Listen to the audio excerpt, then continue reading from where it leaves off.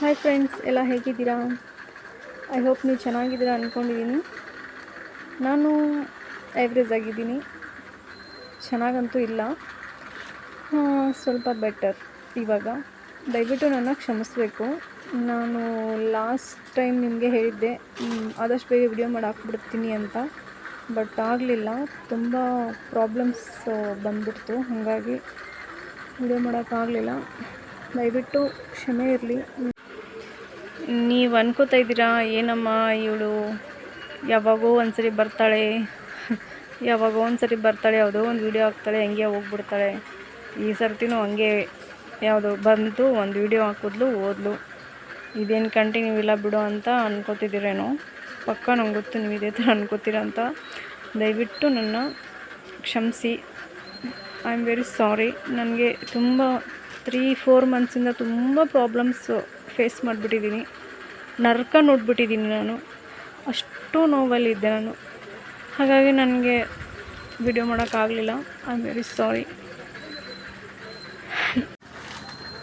ಈ ಶಾಪ್ನ ನಾನು ಎಷ್ಟು ಆಸೆಯಿಂದ ಸ್ಟಾರ್ಟ್ ಮಾಡಿದೆ, ಎಷ್ಟು ಹಂಬಲಿಂದ, ಎಷ್ಟು ಖುಷಿಯಿಂದ ಆಯಿತು. ನನ್ನ ಲೈಫ್ ಸೆಟ್ಲಾಯಿತು, ಇನ್ನು ಮುಂದೆ ನಾನು ಎಲ್ಲಿಗೂ ಹೋಗೋ ಅವಶ್ಯಕತೆ ಇಲ್ಲ, ಇನ್ನೊಬ್ಬರ ಕೈಯಲ್ಲಿ ಕೆಲಸ ಮಾಡೋ ಅವಶ್ಯಕತೆ ಇಲ್ಲ ಅಂತ ತುಂಬ ಆಸೆಯಿಂದ ನಾನು ಈ ಶಾಪ್ನ ಓಪನ್ ಮಾಡಿದೆ.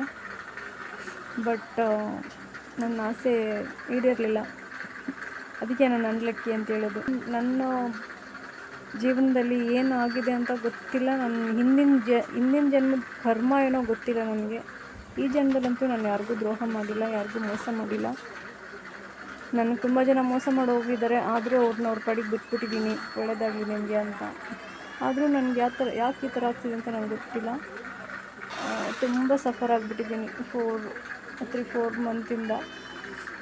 ಹಾಗಾಗಿ ನಂಗೆ ವಿಡಿಯೋ ಮಾಡೋಕ್ಕಾಗಲಿಲ್ಲ. ಬಟ್ ಈ ಶಾಪ್ನ ಯಾಕಾದರೂ ಮಾಡಿದ್ನು ಅಂತ ಇವಾಗ ಅನ್ನಿಸ್ತಾ ಇದೆ. ಬಟ್ ತುಂಬ ಎಕ್ಸ್ಪೆಕ್ಟೇಷನ್ ಇಟ್ಕೊಂಡಿದ್ದೆ ಇದರಿಂದ ನಾನು. ಈ ಒಂದು ಶಾಪ್ ಓಪನ್ ಮಾಡಿದ್ಮೇಲೆ ನಾನೇನೋ ಸಾಧನೆ ಮಾಡಿಬಿಟ್ಟಿದ್ದೀನಿ ಅನ್ನೋ ಫೀಲಲ್ಲಿದ್ದೆ. ಆದರೆ ಸಾಧನೆ ಅಲ್ಲ, ನನಗೆ ಇದನ್ನೆಲ್ಲ ಹೆಂಗೆ ಸೇಲ್ ಮಾಡೋದು ಅಂತ ನನಗೆ ಅರ್ಥ ಆಗ್ತಿಲ್ಲ. ತುಂಬ ಕಷ್ಟಪಟ್ಟು ದುಡ್ಡನ್ನು ಇದಕ್ಕೆ ಹಾಕ್ಬಿಟ್ಟಿದ್ದೀನಿ. ಇದನ್ನು ವಾಪಸ್ ತಗೊಳ್ಳೋದು ಹೆಂಗೆ ಅಂತ ನನಗೆ ಗೊತ್ತಾಗ್ತಿಲ್ಲ. ಹೇಗಾದರೂ ಮಾಡಿ ಕೊನೆ ಪಕ್ಷ ನಾನು ಮಿನಿಮಮ್ ಒಂದು 5 ಲ್ಯಾಕ್ ಹಾಕಿದ್ದೀನಿ. ಅದರಲ್ಲಿ ಒಂದು 4 ಲ್ಯಾಕ್ ಬಂದರೂ ಪರವಾಗಿಲ್ಲ, ಸಾಕಾಗ್ಬಿಟ್ಟಿದೆ ನನಗೆ. ತುಂಬ ಕಷ್ಟ ನೋಡಿಬಿಟ್ಟೆ ನಾನು 4 ಮಂತಿಂದ. ಹಾಗಾಗಿ ದಯವಿಟ್ಟು ವಿಲೇಜಲ್ಲಿ ಮಾತ್ರ ಬಿಸ್ನೆಸ್ ಮಾಡ್ಕೊಳಕ್ಕೆ ಹೋಗ್ಬಿಡಿ, ತುಂಬ ಕಷ್ಟ ಆಗುತ್ತೆ. ನಾನು ಶಾಪ್ ಹಾಕಿದ ತಕ್ಷಣ ಎಷ್ಟೊಂದು ಕಸ್ಟಮರ್ ಬರ್ತಾಯಿದ್ರು ಅಂದರೆ ನನಗೆ ಬೋರ್ ಆಗಿಬಿಟ್ಟಿತ್ತು ಸ್ವಲ್ಪ ದಿನ. ಅಯ್ಯೋ ದೇವರೇ, ಏನಪ್ಪ ಮಾಡೋದು ದಿನ ಡೈಲಿ ಇಷ್ಟೊಂದು ಕಸ್ಟಮರು, ಕಷ್ಟ ಆಗುತ್ತೆ. ಯಾಕಾದರೂ ಬರ್ತಾರೋ ಇವರು, ಸ್ವಲ್ಪ ಟೈಮ್ ಆದರೂ ಕೊಡೋಲ್ಲ, ಒಬ್ಬರ ಮೇಲೆ ಒಬ್ಬರು ಬಂದುಬಿಡ್ತಾರೆ, ಈ ಥರ ಯೋಚನೆ ಮಾಡ್ತಿದ್ದೆ. ಇನ್ನೊಬ್ಬರು ಶಾಪ್ ಹಾಕಿದ ತಕ್ಷಣ ನನ್ನ ಶಾಪ್ ಡೌನ್ ಆಗಿಬಿಡ್ತು, ಕಸ್ಟಮರ್ ಕಡಿಮೆ ಆಗಿಬಿಟ್ರು. ಕಡಿಮೆ ಅನ್ನೋದಕ್ಕಿಂತ ತುಂಬ ಕಡಿಮೆ ಆಗಿಬಿಟ್ರು. ಹಾಗಾಗಿ ಕಾಂಪಿಟೇಷನ್ನು ಆಗಿಬಿಟ್ರೆ ಈ ಥರ ಇವಾಗ ನಾವು ಬಂಡವಾಳ ಹಾಕಿರೋದೆಲ್ಲ ವೇಸ್ಟ್ ಆಗಿಬಿಡುತ್ತೆ. ಇವಾಗ ಇನ್ನೊಂದು ಶಾಪ್ ಆದರೆ ಆ ಶಾಪ್ ಕೂಡ ಹೀಗೆ ನನ್ನ ಥರ ಪರಿಸ್ಥಿತಿನೇ ಬರುತ್ತೆ ಅವ್ರಿಗೂ. ಹಾಗಾಗಿ ನನಗೆ ತುಂಬ ಬೇಜಾರಾಗ್ಬಿಟ್ಟಿತ್ತು. 3-4 ಮಂತಿಂದ ನನಗೆ ಯಾವುದೇ ಮಿನಿಮಮ್ ಅಂದರೂ ಒಂದು 5,000 ಕೂಡ ನಾನು ಸಂಪಾದನೆ ಮಾಡೋಕ್ಕಾಗಲಿಲ್ಲ. ಹಾಗಾಗಿ ಇದು ಆದಷ್ಟು ಆಗಲಿ, ಎಷ್ಟು ದಿನ ಆಗುತ್ತೋ ಅಷ್ಟು ದಿನ ಸೇಲ್ ಆಗಲಿ. ಒಂದೊಂದೇ ಹೋದರೂ ಪರವಾಗಿಲ್ಲ, ದಿನಕ್ಕೆ 2 ಹೋದರೂ ಪರವಾಗಿಲ್ಲ, ಹೆಂಗಾದರೂ ಮಾಡಿ ಖಾಲಿ ಮಾಡಿಬಿಟ್ಟು ನಾನು ಬ್ಯಾಂಗ್ಳೂರು ಹೋಗಬೇಕು ಅಂತ ಡಿಸೈಡ್ ಮಾಡಿಬಿಟ್ಟಿದ್ದೀನಿ. ವಾಪಸ್ ಬೆಂಗ್ಳೂರು ಹೋಗಿ ದುಡಿಬೇಕು ಅಂತ.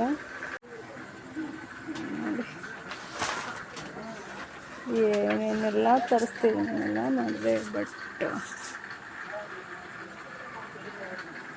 ಇದೆಲ್ಲ ಡೆಕೋರ್ ಮಾಡಿದ್ದೀನಿ, ಇದೆಲ್ಲ ಶೋ ಮಾಡಿದ್ದೀನಿ.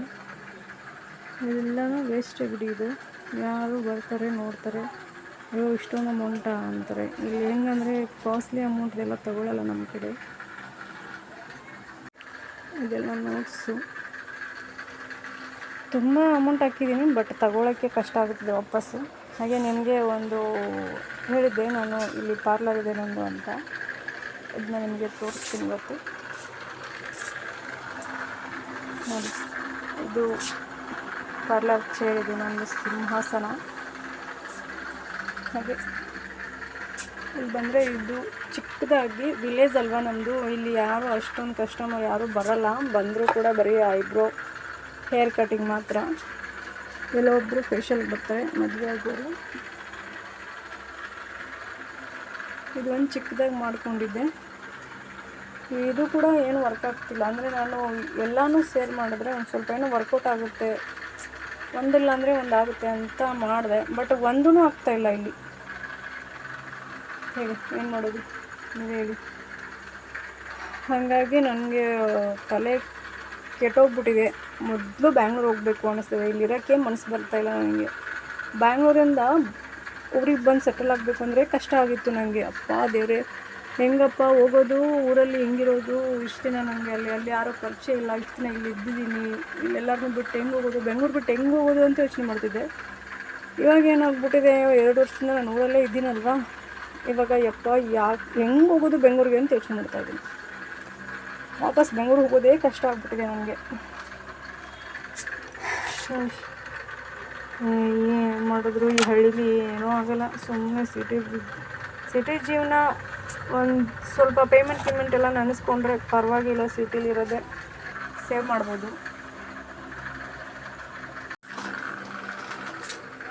ಇಷ್ಟಿದೆ ನೋಡಿ ನನ್ನ ಲೈಫು. ಕಷ್ಟ ಅಲ್ವಾ?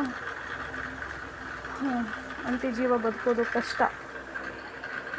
ನನಗೆ 2 ಹೆಣ್ಮಕ್ಳಿದ್ದಾರೆ, ಅದಕ್ಕೋಸ್ಕರ ನಾನು ಇಷ್ಟೊಂದು ತಡ್ಕೊಂಡು ಎಲ್ಲ ಸಹಿಸ್ಕೊಂಡು ಬರ್ತಾಯಿದ್ದೀನಿ. ನಿಜ ನನಗೆ ಮಕ್ಕಳೇನಾರ ಇರಲಿಲ್ಲ ಅಂದರೆ ನಿಜವಾಗ್ಲೂ ನಾನು ಬದುಕಿರ್ತಿರ್ಲಿಲ್ಲ. ಅಷ್ಟೊಂದು ನೋವಾಗ್ತಿದೆ ನನಗೆ, ಅಷ್ಟೊಂದು ಬೇಜಾರಾಗ್ತಿದೆ. ಏನು ಮಾಡೋದು ಹೇಳಿ. ಏನು 10,000 20,000 ಅಲ್ಲ, 5 ಲಕ್ಷ ಹಾಕಿದ್ದೀನಿ ಬಂಡವಾಳ, 1 ರೂಪಾಯಿದು ಲಾಭ ಇಲ್ಲ. ಅದಕ್ಕೆ ತಲೆ ಕೆಟ್ಟೋಗ್ಬಿಟ್ಟಿದೆ. ಇವಾಗ ನಾನು ಮತ್ತೆ ಬೆಂಗಳೂರು ಹೋಗಬೇಕು ಅಂತ ಡಿಸೈಡ್ ಮಾಡಿಬಿಟ್ಟಿದ್ದೀನಿ. ಬೆಂಗಳೂರು ಹೋಗ್ಬೇಕಾದ್ರೆ ನಿಮಗೆ ಮತ್ತೆ ನಾನು ವ್ಲಾಗ್ ಮಾಡ್ತೀನಿ. ಇದೆಲ್ಲ ಸೇಲ್ ಮಾಡ್ಕೊಂಡು ಕುತ್ಕೊಳ್ಳಲ್ಲ. ಇದನ್ನೆಲ್ಲ ನಮ್ಮ ಅಮ್ಮಂಗೆ ಬಿಟ್ಬಿಟ್ಟು ಎಷ್ಟಾಗುತ್ತೋ ಅಷ್ಟು ಮಾಡಮ್ಮ ಅಂತ ಹೇಳ್ಬಿಟ್ಟು ನಾನು ಬೆಂಗಳೂರು ಹೋಗ್ತಿದ್ದೀನಿ. ಓಕೆ, ಯಾವಾಗೋ ಒಂದ್ಸರಿ ಬರ್ತಾಳೆ. ಇವಾಗ ಏನೋ 6 ತಿಂಗಳಿಗೋ 3 ತಿಂಗಳಿಗೋ ಈ ಅಮ್ಮಂಗೆ ಏನು ಸಪೋರ್ಟ್ ಮಾಡೋದು ಅಂತ ಅಂದ್ಕೋಬೇಡಿ. ದಯವಿಟ್ಟು ನನಗೂ ಸಪೋರ್ಟ್ ಮಾಡಿ. ನೀವು ಸಪೋರ್ಟ್ ಮಾಡಿದ್ರೆ ನನಗೆ ನನಗೆ ಇಷ್ಟೊಂದು ಜನ ವ್ಯೂವರ್ಸ್ ಆಗಿದ್ದಾರೆ, ಇಷ್ಟೊಂದು ಜನ ಲೈಕ್ಸ್ ಬಂದಿದೆ, ಇಷ್ಟೊಂದು ಕಮೆಂಟ್ ಬಂದಿದೆ ಅಂತ ಖುಷಿಗಾದರೂ ನಾನು ಏನಾದರೂ ಒಂದು ವಿಡಿಯೋ ಮಾಡ್ತಿರ್ತೀನಿ. ನಾನು ತುಂಬ ವಿಡಿಯೋಸ್ ಹಾಕಿದ್ದೆ, ಫಸ್ಟು ವ್ಯೂಸೇ ಬರಲಿಲ್ಲ, ಏನೂ ಬರಲಿಲ್ಲ. ಹಂಗಾಗಿ ಎಲ್ಲ ಡಿಲೀಟ್ ಮಾಡಿಬಿಟ್ಟಿದ್ದೆ ನಾನು. ಅದಕ್ಕೋಸ್ಕರ ನೀವು ಲೈಕ್ಸ್ ಬಂದರೆ, ಕಮೆಂಟ್ಸ್ ಬಂದರೆ, ಸಬ್ಸ್ಕ್ರೈಬ್ ಆದರೆ ಖಂಡಿತ ನಾನು ಮಿನಿಮಮ್ ಒಂದು ವೀಕ್ಲಿ ಒಂದಾದರೂ ವಿಡಿಯೋ ಮಾಡಿ ಹಾಕ್ತೀನಿ. ಇನ್ನು ಮುಂದೆ ನನ್ನ ಲೈಫ್ ಸ್ಟೋರಿನ ಹೇಳ್ಬಿಡ್ತೀನಿ ನಿಮಗೆ ಇನ್ನೊಂದೇ ಎಪಿಸೋಡಲ್ಲಿ. ದಯವಿಟ್ಟು ಯಾರೂ ವಿಲೇಜಲ್ಲಿ ಶಾಪ್ನ ಓಪನ್ ಮಾಡಬೇಡಿ, ತುಂಬ ಕಷ್ಟ ಆಗುತ್ತೆ. ನಿಮ್ಮ ಹಿಂದೆ ಯಾರಾದರೂ ಬ್ಯಾಕ್ ಬೋನ್ ಇದ್ದಾರೆ ಅಂದರೆ ಮಾಡಿ. ನಂತರ ಒಂಟಿಯಾಗಿದ್ದರೆ ದಯವಿಟ್ಟು ಮಾಡೋಕ್ಕೆ ಹೋಗ್ಬೇಡಿ. ನನಗಂತೂ ಯಾರೂ ಇಲ್ಲ, ಅಣ್ಣ ತಮ್ಮ ತಂಗಿ ಅಪ್ಪ ಯಾರೂ ಇಲ್ಲ. ಹಾಗಾಗಿ ನನಗೆ ಕಷ್ಟ ಆಗ್ತಾಯಿದೆ. ನಿಮಗೆ ಬ್ಯಾಕ್ ಸಪೋರ್ಟ್ ಇದ್ದಾರೆ ಅಂದರೆ ಮಾಡ್ಬೋದು, ಅದಕ್ಕೇನಿಲ್ಲ. ಬಟ್ ನನ್ನ ಪರಿಸ್ಥಿತಿ ಹೀಗಿರೋದ್ರಿಂದ ನನಗೆ ಯಾರೂ ಇಲ್ಲದೇ ಇರೋ ಕಾರಣಕ್ಕೋಸ್ಕರ ನನಗೆ ಲೈಫ್ ಕಷ್ಟ ಆಗುತ್ತಿದೆ ಏನೋ ಅನ್ನಿಸ್ತಾ ಇದೆ. ಬಟ್ ಪರವಾಗಿಲ್ಲ, ನಾನು ತಲೆ ಕೆಡಿಸ್ಕೊಳ್ಳಲ್ಲ. ನನಗೆ ದುಡಿಬೇಕು ಅನ್ನೋ ಹಠ ಇದೆ, ಗಳಿಸ್ಬೇಕು ಅನ್ನೋ ಛಲ ಇದೆ.